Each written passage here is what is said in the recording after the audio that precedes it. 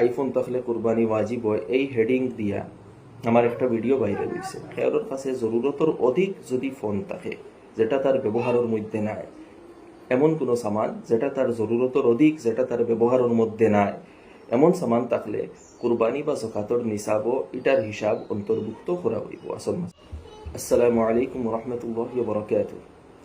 বিগত দিনও আইফোন থাকলে কুরবানি ওয়াজিব হয় এই হেডিং দিয়া আমার একটা ভিডিও বাইরে হয়েছে। তো আমি এই কথা স্পষ্টীকরণ দিতে চাই যে এই ভিডিওর মধ্যে যে মাসলা যেটা আমি বর্ণনা করছি এটা সঠিকভাবে আমি বর্ণনা করতে পারছি না, এটা বর্ণনা করতে কিছুটা ভুল হয়েছে। সঠিক মাসলা হইল যে আইফোন থাকলেও কুরবানি ওয়াজিব হইতো না। হ্যাঁ, খেয়ালের কাছে জরুরতর অধিক যদি ফোন থাকে যেটা তার ব্যবহারের মধ্যে নাই, এমন কোনো সামান যেটা তার জরুরতর অধিক যেটা তার ব্যবহারের মধ্যে নাই, এমন সামান থাকলে কুরবানি বা যাকাতর নিসাব এটার হিসাব অন্তর্ভুক্ত করা হইব। আসল মাসলা ওটা। তো যে বা যারা আমার ভিডিওটা ভাইরাল করছেন, এটা পুরানা 2-3 বছর পুরানা ভিডিও, আমি অনুরোধ করবো ওটা আপনারা ডিলিট করে দিবা। আর ভবিষ্যতে এরকম কোনো মাসলা সংক্রান্ত কোনো ভিডিও যদি আপনারা আপলোড করতে চাই তাহলে আগে আমার লগে একবার আলোচনা করবা।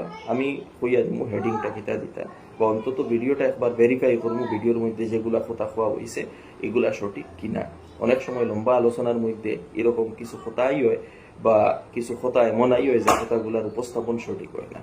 তো যদি এরকম কাঠখড়িয়ে কোনো ভিডিও দিতে হয় তো আগে আমার লগে পরামর্শ করবা, আমি কইয়া দিব কোন অংশ দিতা কোন অংশ দিতা না, এবং হেডিংটা কিতা দিতা আমি এই ব্যাপারে কইয়া দিব।